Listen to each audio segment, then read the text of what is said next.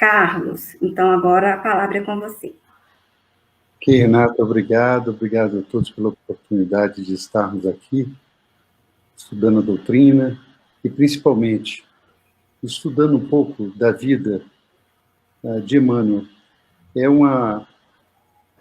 Na verdade, quando estudamos a vida de Emmanuel, não vamos nos preocupar com a personalidade de Emmanuel, mas sim com os exemplos, com todo o que ele nos legou e nos lega de recursos para cada um de nós e para o nosso Brasil. Nós vamos ver a grande atuação de Emmanuel desde a formação do nosso Brasil. Mas, antes de iniciar, nós queremos colocar uma frase de Emmanuel, que está no livro Deus Conosco.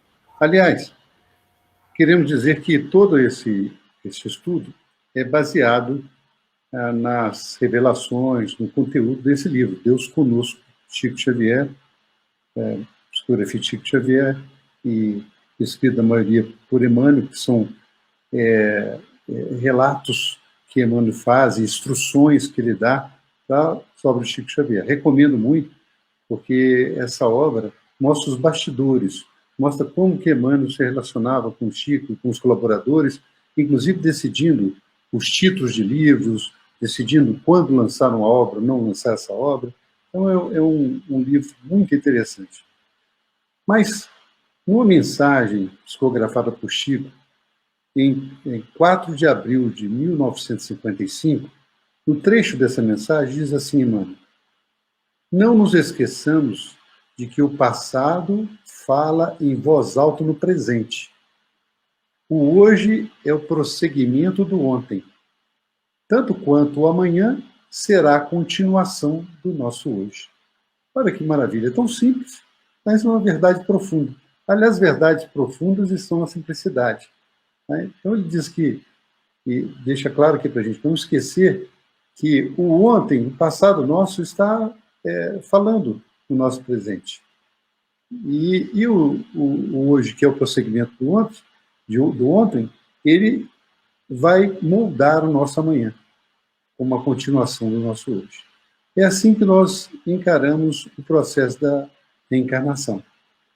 Amigos, nós vimos no começo aqui da transmissão, falando sobre a materialização e as reuniões de materialização. E eu me lembro muito bem, eu participava das reuniões mediúnicas com o Arnaldo Rocha, já na União Espírita Mineira, com outros companheiros nossos de doutrina, e nessa reunião o Arnaldo comentava um pouco sobre as reuniões de materialização.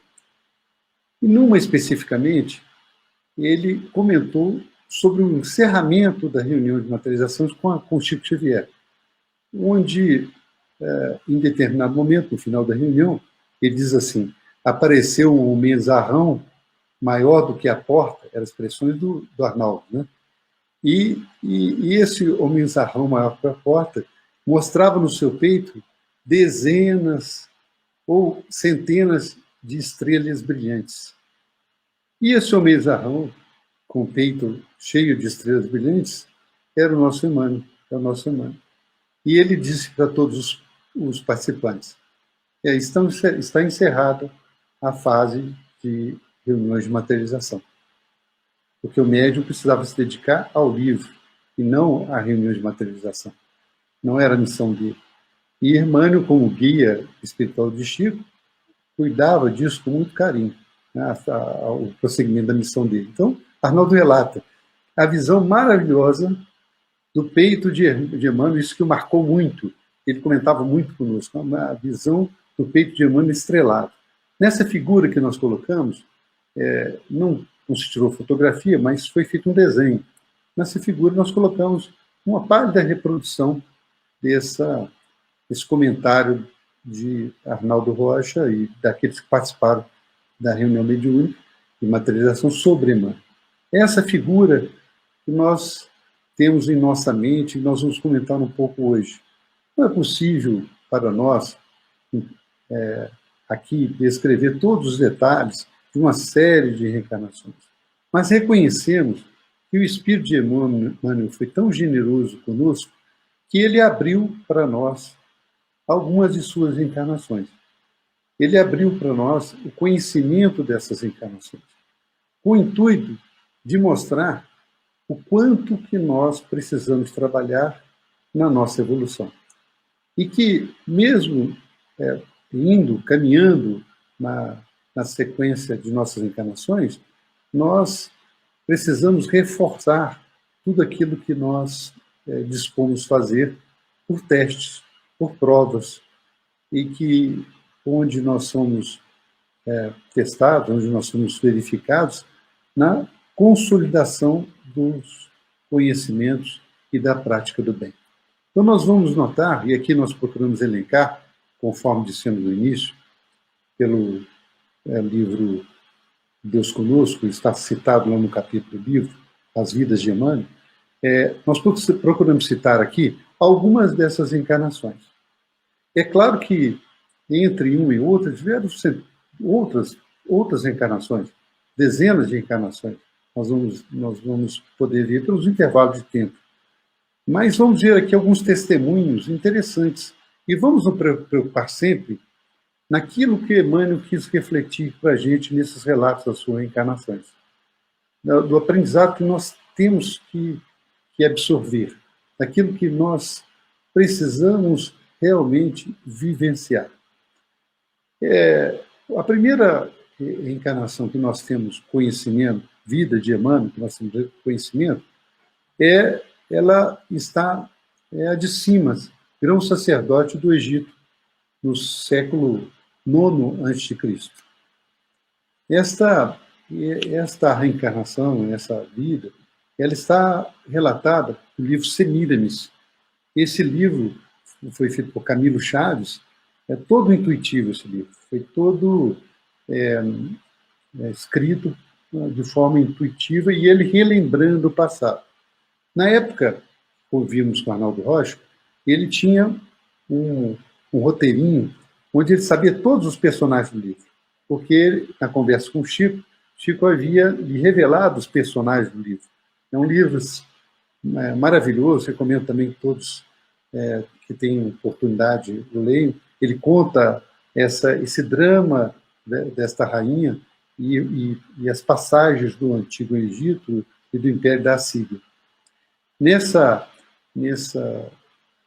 reencarnação, nós vamos ver que alguns personagens de hoje, o próprio Arnaldo Rocha estava inserido, o próprio Camilo Chaves estava inserido nessa história, tanto que ele escreveu um livro com as memórias suas dessa vida.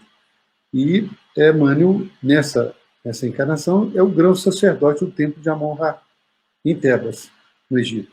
Vejam, já naquela época, Emmanuel possuía o conhecimento espiritual de um grande sacerdote. E nós vamos ver que, mesmo com esse conhecimento espiritual do Antigo Egito, nós vamos ver que, nas vidas sucessivas, ele ainda não vai associar, durante um período, a vinda do Cristo e a oportunidade que o Cristo trouxe para todos nós.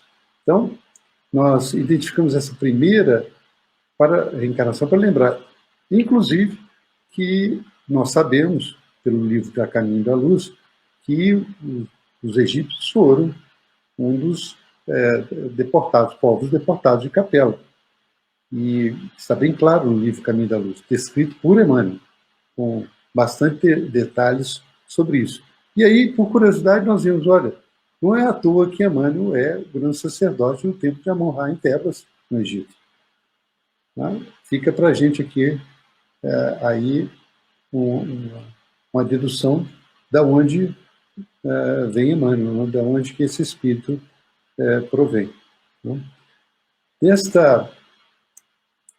Nós vamos procurando aqui seguir algumas das reencarnações dele, e, devido ao tempo, nós não vamos entrar em muito detalhe em alguns, vamos fixar em algumas específicas. No livro Há 2000 Anos, Emmanuel começa a fazer para a gente um relato sobre a sua reencarnação, uma das suas reencarnações como senador Públio Lentulus, na época Publio Lentulus Cornélio na época de Jesus. Nesse livro, ele se recorda, ele tem um sonho, se recorda de outra reencarnação, onde ele havia sido o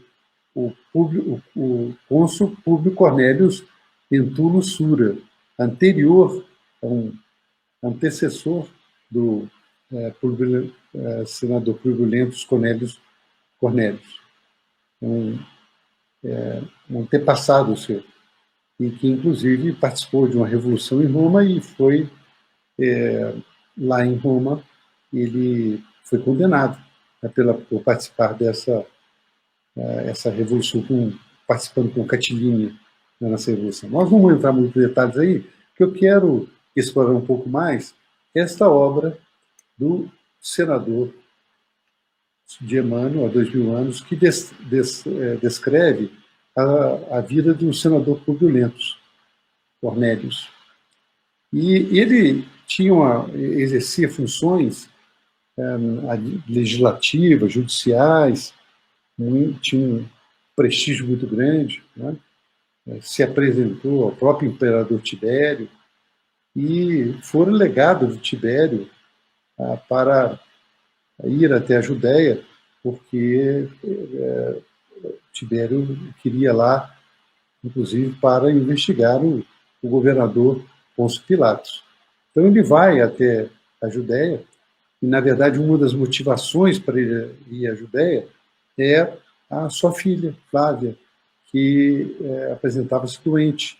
E para ele chegou a convicção de que na Judéia, o clima da Judéia, todo aquele clima mais do campo, aquela natureza mais viva, poderia ajudar sua filha. Então ele aceitou essa missão e foi até a Judéia, e lá ele teve uma passagem maravilhosa, um encontro com Jesus. Esse encontro é relatado nesse livro. E nós pegamos o substrato desse encontro, porque, para mim, é uma pérola que Emmanuel nos traz desse momento. Trouxemos aqui para compartilhar com vocês, nesses instantes, o que ele descreve sobre Jesus. Só para ter uma ideia do momento que viveu, né, ele buscava a saúde da filha. A esposa dele, então, insistia que essa saúde poderia ser conseguida pelo profeta judeu, no caso Jesus, que ele não conhecia. E a esposa dele não conhecia através dos servos de sua casa.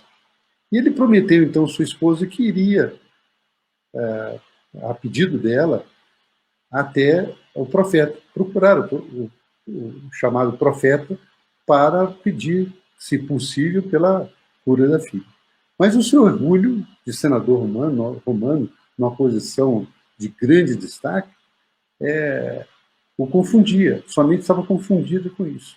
Então ele saiu da sua residência, não falou com ninguém, só com a esposa que ia sair, foi pelas ruas, e diz Emmanuel que ele foi com pretexto de procurar uma fonte que era conhecida na região, procurada por todos, ele foi até próximo do lago de Genezaré.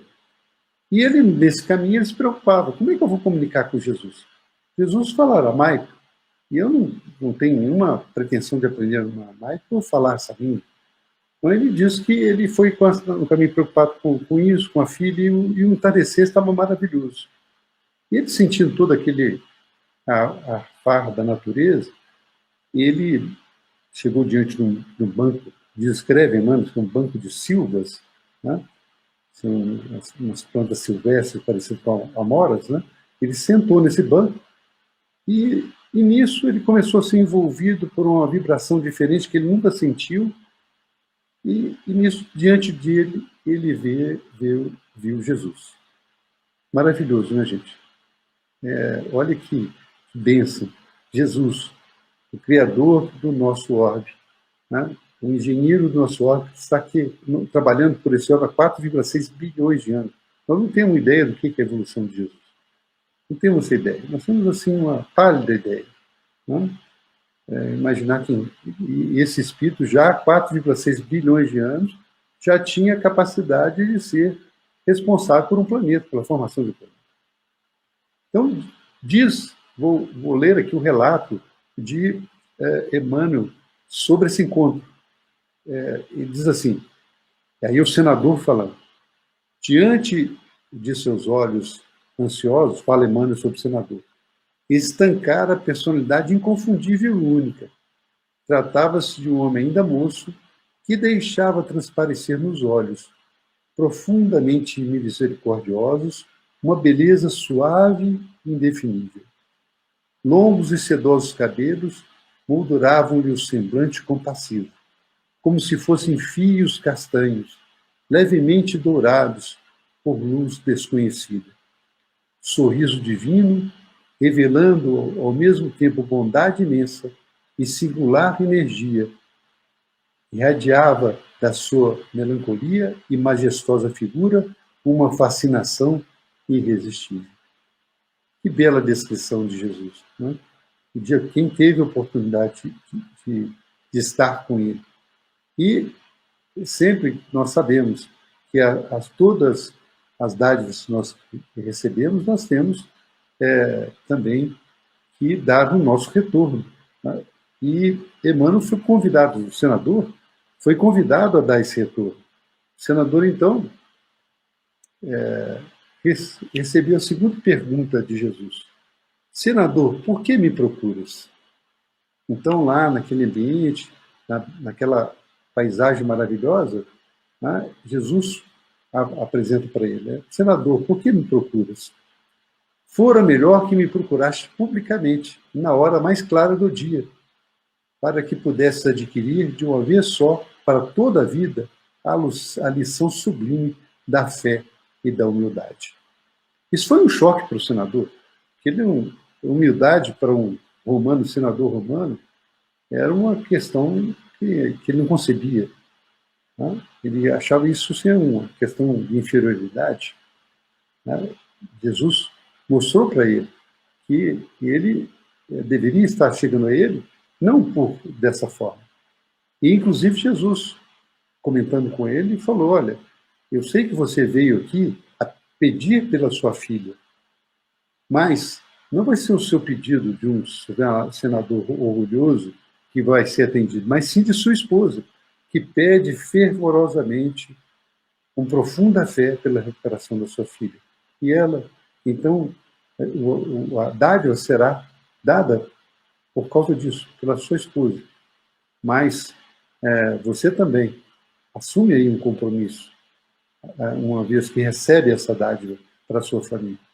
E Jesus, então, coloca para o senador, soa para teu espírito, nesse momento, um minuto glorioso. Se conseguires utilizar a tua liberdade para que seja ele, em teu coração doravante, um cântico de amor, de humildade, de fé, na hora interminável da redenção, dentro da eternidade. Mas ninguém poderá agir contra a tua própria consciência, se não quiseres desprezar indefinidamente esse minuto ditoso. Nós já sabemos da história. Coloquei esse texto aqui, amigos, porque ele mostra o chamamento que cada um de nós tem.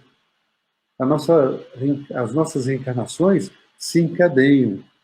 E nesses encadeamentos, nós vamos ter uns pontos de referência, que são os pontos que nos lembram daquela missão que nós temos aqui na Terra, da oportunidade que nós temos aqui e de aproveitar essa oportunidade.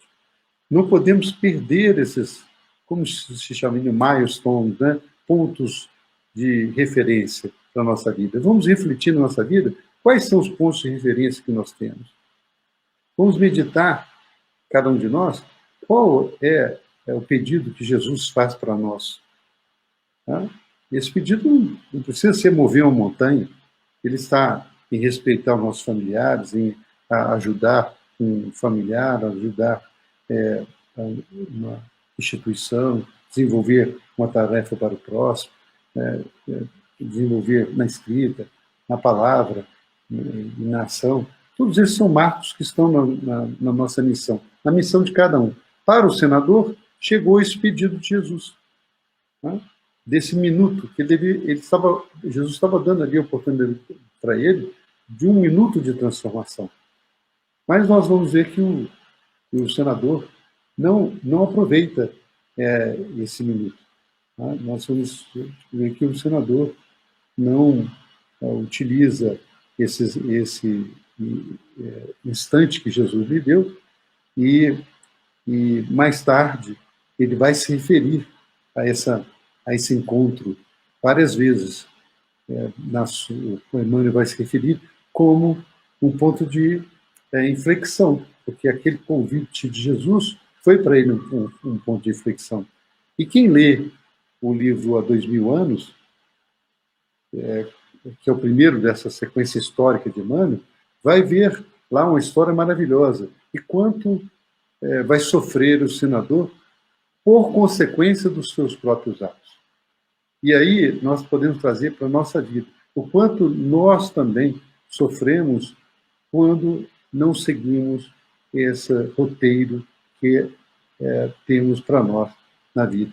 Como nós identificamos esse roteiro? Identificamos esse roteiro pelas nossas meditações, pelo nosso estudo, pela nossa ponderação, e com isso nós conseguimos visualizar os passos que nós temos que ter. Pelos desafios que temos, medimos a nossa capacidade de vencê-los.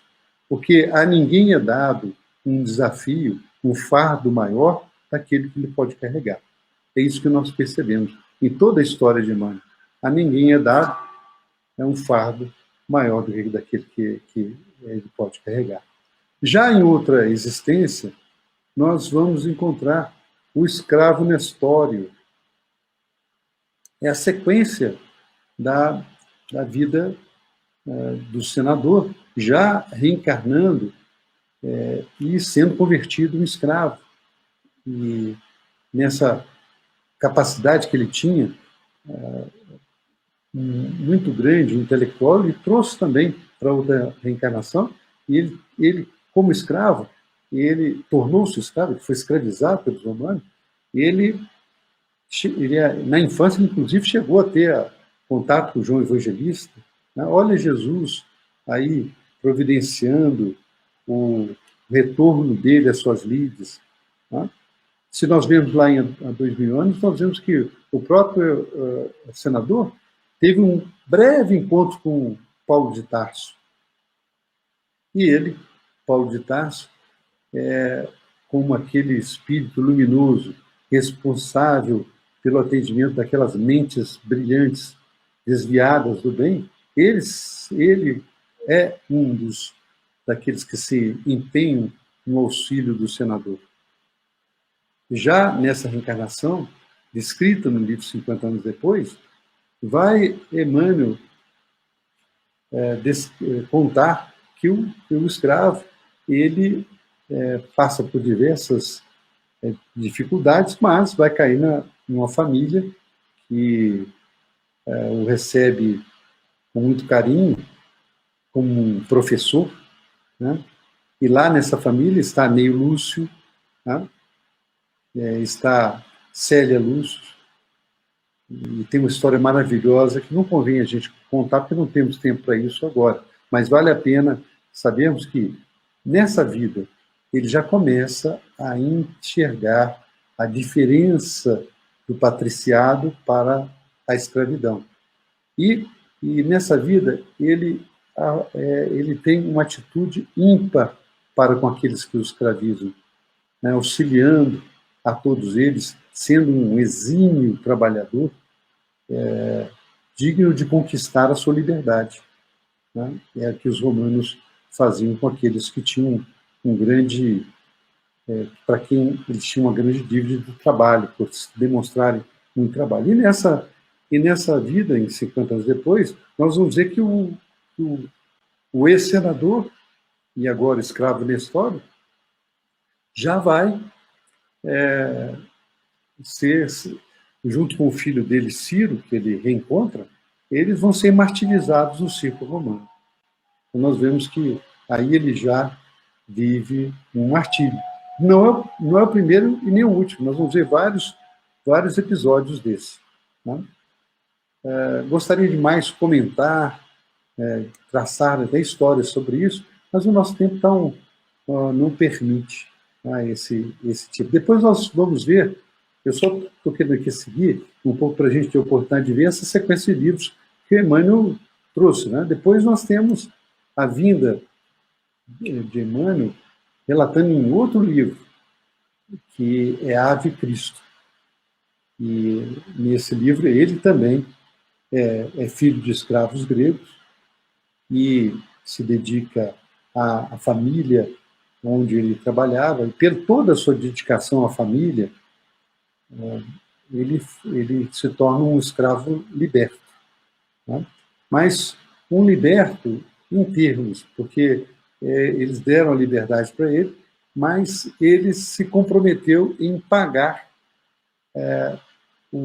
aquilo que ele tinha de dívida para os seus senhores, porque eles dedicaram muitos recursos para ajudar a sua esposa que desencarnou, ele ficou viúvo, né? Então, para ajudar a esposa, ele contraiu dívidas com os seus antigos senhores que o libertaram. E ele ficou compromissado de pagar essas dívidas. Isso forma o drama desse livro, Ave Cristo, onde, no começo do livro, nós vamos perceber uma história muito bonita, né? Que só depois o espírito de Emmanuel vai entrar, como Basílio, filósofo Basílio, né? Mas lá temos a história de Tassiano, que revelado também por Chico Xavier, e também nas nossas conversas com Arnaldo Rocha, ele nos revelou, Tassiano, nessa vida do livro Ave Cristo, foi Arnaldo Rocha, né? E ele revela isso para a gente com detalhes e conta que o Chico lhe descreveu sobre isso. Então, nessa vida, o filósofo Basílio, que ajuda, tem uma filha adotiva que ele pegou abandonada, chamada Lívia, ele também torna-se cristão e também é supliciado em Lyon, no governo de Galo. Quer dizer, ele é sentenciado pela perseguição aos cristãos e numa trama que somente mentes trevosas podem imaginar. Então, quem ler o livro vai ver essa trama que foi criada de maneira que o Basílio foi condenado a ser supliciado nas cadeias, na cadeia de Lyon. Essa história é muito bonita, merece ser lida, estudada, e interessante, nessa história eu destaco o nome dos personagens, o número de personagens. Parece que Emmanuel quis, nesse livro, destacar personagem a personagem. Ele tem esse detalhe, ele comenta o nome de personagem. Talvez porque aqui, nessa reencarnação de Chico Xavier, ou no envolto de Chico Xavier, haviam vários desses personagens aí desse livro, né? Nós podemos prosseguir, então, e temos uma outra encarnação menos comentada de Emmanuel, mas muito importante, que é a do bispo de Reims, São Remígio. Ele foi responsável assim, o batismo do rei, né, Franco, em Clovis I, e pode-se dizer assim, mas isso não tem importância, né? Ele foi lá e batizou um rei, né? Mas tem importância grande se nós formos estudar na história. Primeiro que o momento era da dissociação do Império Romano, né? O Império Romano do Ocidente tinha se dissociado totalmente. E ainda havia o Império Romano do Oriente, em Bizâncio, né? Hoje Constantinopla. Então, aqui, esse império estava mantido, mas o Ocidente tinha caído na mão dos, como eles chamavam, né, os bárbaros, né, pagãos. Mas a religião cristã, o conhecimento cristão já estava disseminado. E lá na cidade de Lyon, que não por coincidência, vai nascer o Remígio. E lá ele vai ser eleito depois, na França, ele vai ser eleito depois bispo de Reims, muito jovem.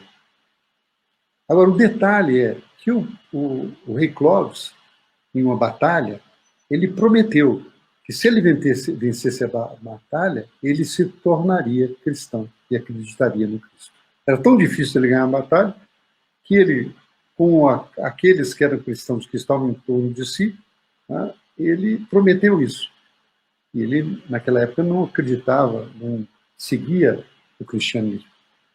Como ele ganhou a batalha, ele tinha que cumprir a palavra. Então ele buscou cumprir a palavra e ele foi até Reims.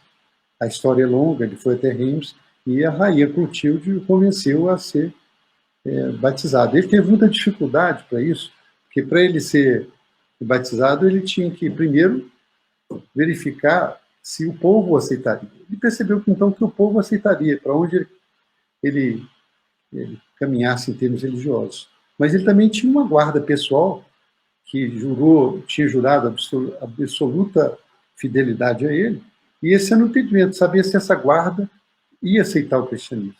E tudo foi facilitado porque essa guarda pessoal aceitou o cristianismo. E ele, então, se tornou o primeiro rei franco, em 1496, se tornando aí um rei católico, vamos dizer assim. Mas qual a importância disso? A importância disso é que ele, a partir dali, deu a base para que o cristianismo continuasse na região, na França e em toda a região ocidental. Porque, se não fosse isso, o cristianismo poderia ter extinguido ali pela a atuação dos povos bárbaros, na época, que eram pagãos, que acreditavam em ídolos, em vários deuses.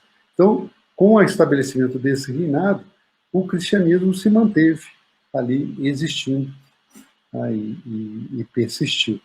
E a igreja também foi ali depois fundada e deu força para que o reinado existente para se sustentar.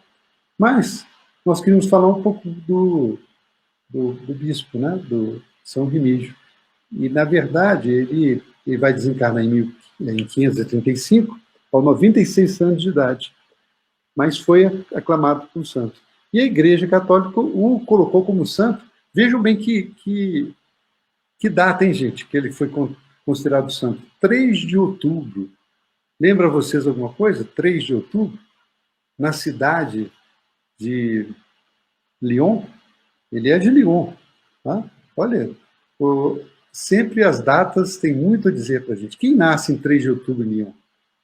Leon Hipólito Denizar Rivail, o nosso querido Allan Kardec.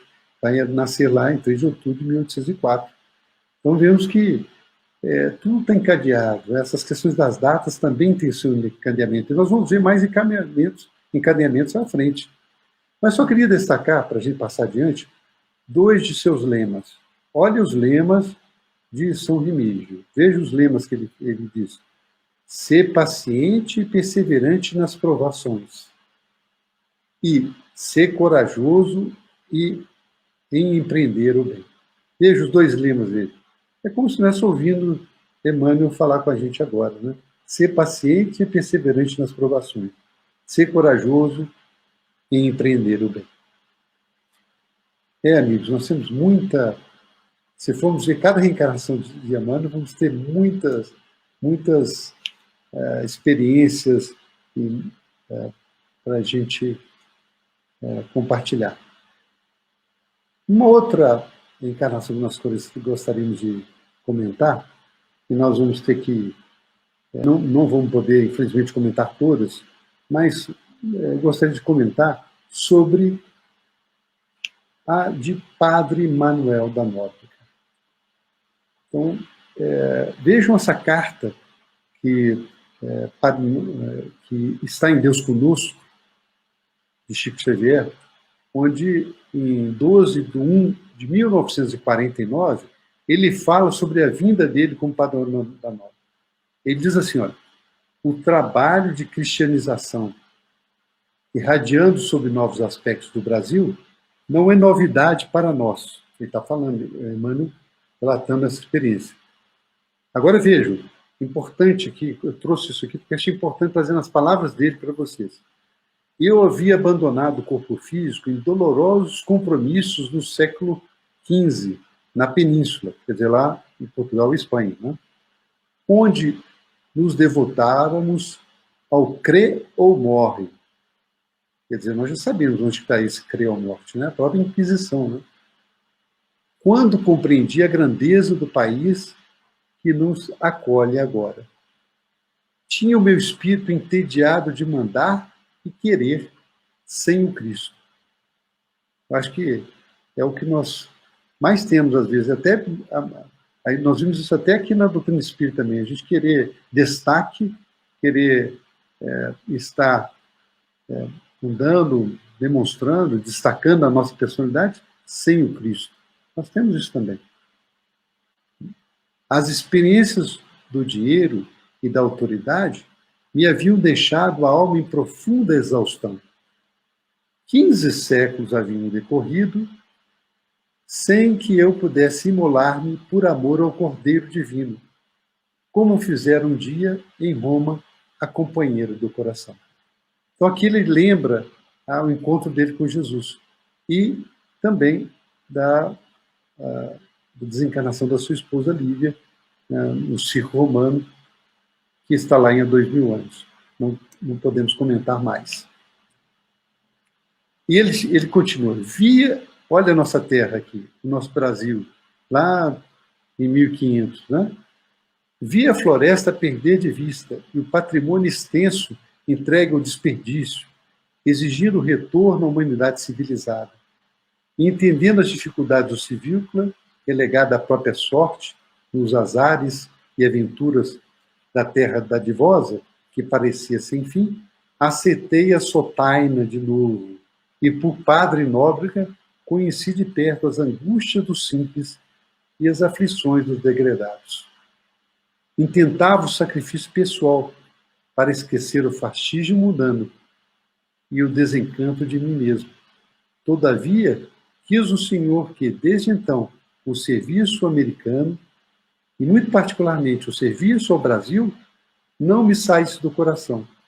A tarefa evangelizadora continua. A permuta de nomes não importa. Maravilhoso, né, gente? Aí ver a dedicação desse espírito. Agora aqui, como Manuel da Nóbrega, aqui o Brasil deve tanto e ainda tão pouco conhecido que ele fez para o Brasil, né, tão pouco destacado. Nós vamos ver alguns aspectos aqui. Eu coloquei alguns pontos só para destacar isso, mas eu vejo que lá do mundo espiritual ele se preparou para a reencarnação, para voltar como um padre da Nóbrega, para então aqui no sacrifício nas terras brasileiras que ele enfrentou, ele devotar o Cristo, o seu coração, o seu corpo, a sua alma, na tarefa evangelizadora. E ele ainda destaca, a permuta de nomes não importa. Dá uma mensagem para a gente, porque a gente fica querendo saber os nomes de nossas vidas, como que fomos, né? Só tem rei, rainha, essas coisas assim. Mas aqui ele fala assim, a permuta de nomes não importa. O que importa é a tarefa. Eu separei mais algumas coisinhas aqui sobre ele, que eu acho que nós temos um tributo a dar ao padre Manuel da Nóbrega, não os espíritas em si, o país, o Brasil. Ele nasceu em 1517, em Portugal, Serafins do Douro, e chegou no Brasil com uma expedição de Tomé de Souza, em 31 de março, quer dizer, a primeira missa, o desembarque, mesmo foi 31 de março de 1549. Eles chegaram um pouquinho antes, mas eles ficaram com dificuldade para desembarcar, procurando o local certo, desembarcaram nessa data. Quem estuda essa época vai ver que o rei de Portugal mandou Tomé de Souza aqui como o primeiro governador do país, e mandou ele com todo o poder, mas também mandou ele com um livro dizendo passo a passo o que ele ia fazer aqui. Um planejamento. Estava tudo planejado, como que ele ia fazer, como ele ia construir a cidade de Salvador, tudo isso estava planejado. E as tarefas que ele ia ter que enfrentar aqui. Por outro lado, o padre Manuel da Nóbrega trouxe alguns jesuítas consigo, e a tarefa dele era clara. Ele percebeu que tinha que fazer a cristianização da população indígena. E muitos podem pensar assim, mas era uma tarefa que ele estava destruindo a sociedade indígena. Não, ele estava contribuindo para essa sociedade. Porque aqui os índios viviam em muita briga, em guerras uns com os outros. E ainda existiam costumes bárbaros, como, por exemplo, o canibalismo. Era comum o canibalismo. E o próprio Manuel da Nóbrega, o próprio Anchieta escaparam, às vezes, por pouco de sofrerem o canibalismo. Tem episódios engraçadíssimos sobre esse aspecto, né? Se não fosse trágico, seria engraçado, né? Mas, no sentido do que, vendo hoje, né, a gente não acredita o que eles passaram, né? As privações que eles passaram, as necessidades, até as próprias roupas. As roupas dos jesuítas naquela época eram de velas usadas de navio que eles tingiam de preto. E o respeito que os índios tinham para com eles era grande, porque os índios viam neles uma certa magia que eles também se aproveitaram para instruir os índios. Dizia, como diz o Emmanuel, como diz o padre da Nóbrega, que a tarefa é de criar espírito para o gigante. Quem é o gigante? O gigante é o Brasil, essa terra maravilhosa, essa terra com a missão de coração do mundo e pátria do Evangelho. Né? Ele veio com essa missão, e está até hoje com essa missão, né? Criar espírito para o gigante. As tarefas deles foram enormes, e eu posso citar fatos, né? Que em 1553, por exemplo, né? Ele seguiu para São Vicente, saiu de Salvador e foi para São Vicente. Quando ele chegou em São Vicente, o barco dele afundou. Na chegada, teve uma tempestade, o barco dele afundou, ele quase morreu afogado, não sabia nadar. Né?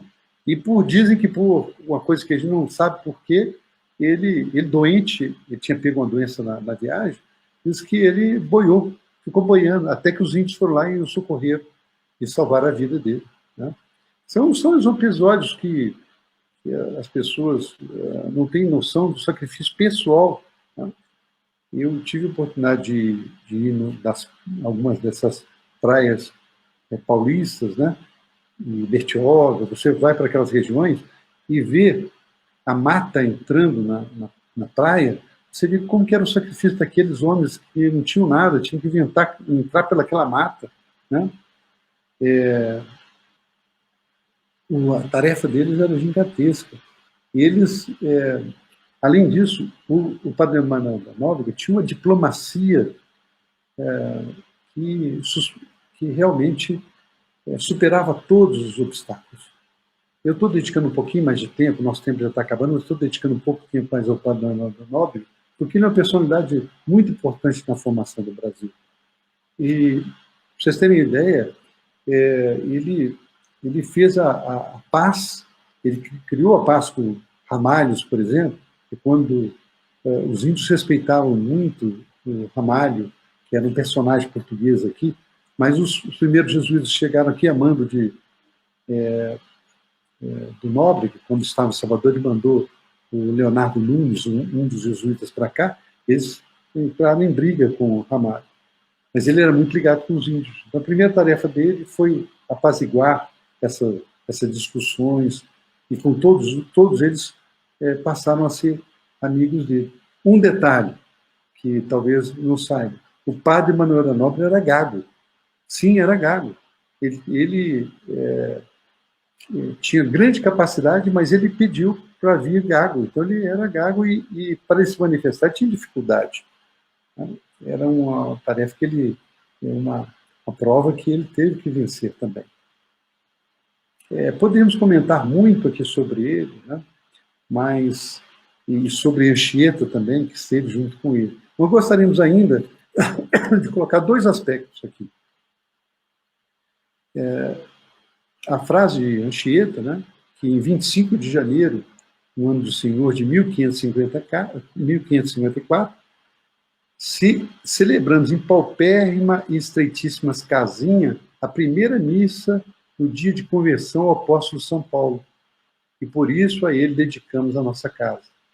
Quer dizer, em 25 de janeiro, data do aniversário de São Paulo, e a data da conversão de Paulo, né, dada pela igreja, o padre Manuel Nóbrega atrasou um pouco a fundação daquele local para que coincidisse em homenagem a São Paulo. E hoje nós vemos a maravilha que é São Paulo, a cidade maravilhosa de São Paulo, e que é um astro luminoso na América Latina, a cidade de São Paulo.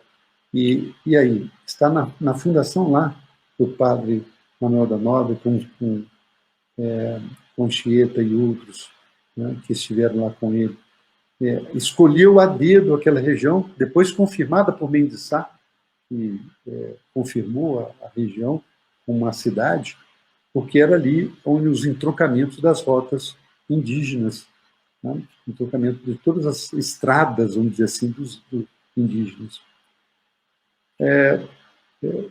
Na pesquisa que fiz sobre o padre Manuel Nóbrega, destaco esse livro que recomendo para você, chamado Nóbrega, o primeiro jesuíta do Brasil, de José de Marins Moraes. Lá vocês vão encontrar as histórias completas disso.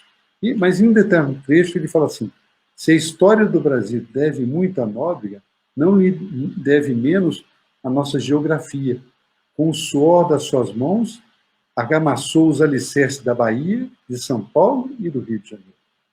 Então é Nóbrega esse espírito que no seu desencarne, na semana do seu desencarne, né, como comentávamos aqui, né, na semana do seu desencarne, ele desencarnou em 18 de outubro de 1570, na semana do seu desencarne, ele saiu a despedir de todo mundo. Saiu a despedir. Ele estava no Rio de Janeiro, saiu a despedir de todo mundo. E as pessoas acharam super estranho, porque não havia um barco, um navio na Bahia. Bom, para onde ele ia?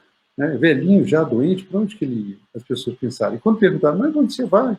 Ele apontava para cima e dizia, lá para cima. Quer dizer, ele já sabia do seu desencarne. E poderíamos ainda, por horas, falar de Padre Manuel da Nóbrega, né? Mas teríamos outros a comentar aqui, mas como o nosso tempo está encerrando, nós gostaríamos, para finalizar ainda, comentar sobre a nova reencarnação no século XXI de Emmanuel. Essa nova reencarnação, nós tivemos notícias disso de diversas fontes, e por isso que achamos importante trazer aqui. Tivemos isso do depoimento, por exemplo, de Susana Mouzinho, que convivemos com ela.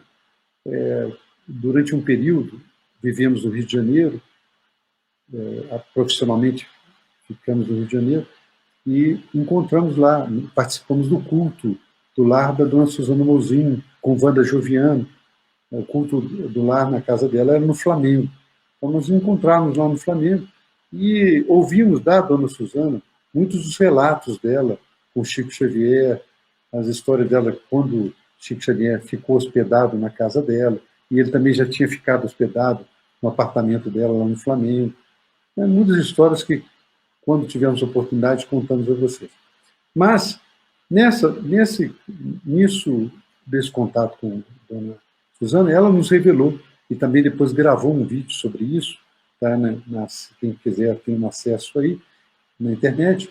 Ela nos revelou que Emmanuel Chico havia comentado com ela, que Emmanuel havia reencarnado, e que ele havia reencarnado, olha que interessante, na casa, no lar de Dona Laura e seu Ricardo, lá de nosso lar, lembra? Dona Laura e seu Ricardo, que eram os pais de Lísias, está lá em nosso lar, ele havia reencarnado lá. Né? E a Dona Susana, inclusive, nos confidenciou que ela se encontrou aqui na Terra com Dona Laura, mas se ela ficou tão... E Chico depois disse para ela que era a Dona Laura, né?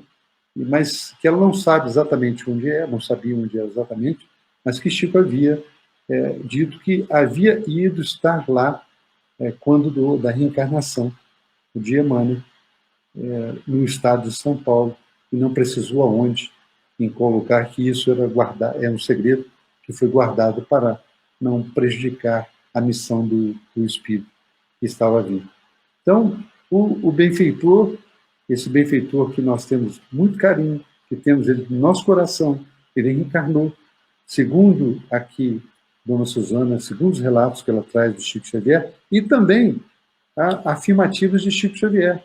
Ele colocou, nós temos no livro de entrevistas, nós temos, quando ele responde a questão 61, livro de entrevista, ele diz assim, Chico Xavier disse, ele, Emmanuel, afirma que indiscutivelmente voltará à reencarnação, mas não diz exatamente o momento preciso em que isso verificará. Entretanto, pelas palavras dele, admitimos que ele estará regressando ao nosso meio de espíritos encarnados no fim do presente século, século XX, provavelmente na última década.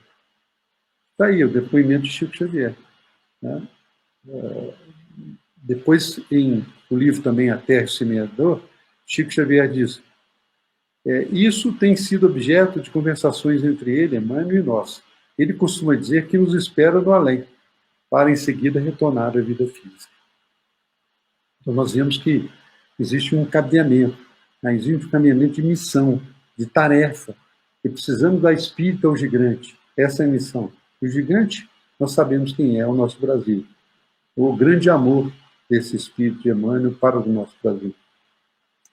Outra revelação sobre isso, nós temos no livro Lições de Sabedoria de Marlene Nobre, na página 171, onde Chico revela a Gugu Liberato que ele pergunta, é verdade que o espírito de Emmanuel, que lhe ditou a base do espiritismo prático no Brasil, se prepara para reencarnar? E Chico respondeu, ele diz que virá novamente, dentro de pouco tempo, para trabalhar como professor. Até deu uma dica, né? Qual essa é a profissão dele, professor. Esperemos para ver.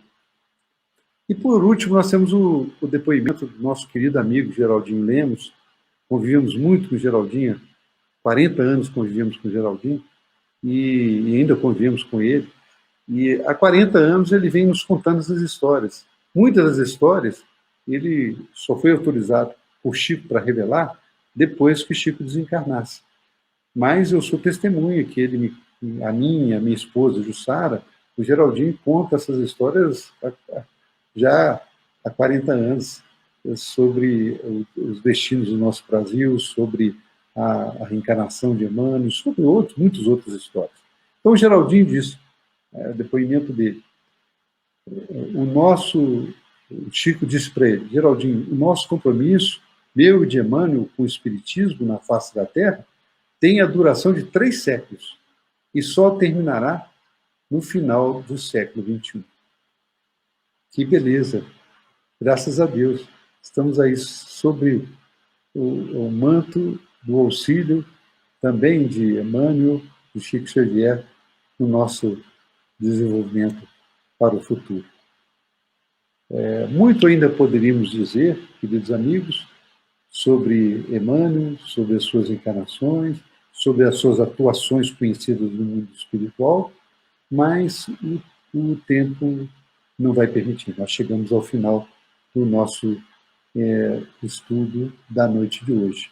Então, queremos agradecer a todos vocês pela paciência e generosidade de estar conosco e pedindo que Jesus nos ilumine a todos, para que possamos, também de nossa parte, finalizar, dar cumprimento a missão que assumimos para a nossa encarnação no mundo espiritual. Muita paz a todos e muito obrigado. O Malab, nós que te agradecemos muitíssimo, viu, pela sua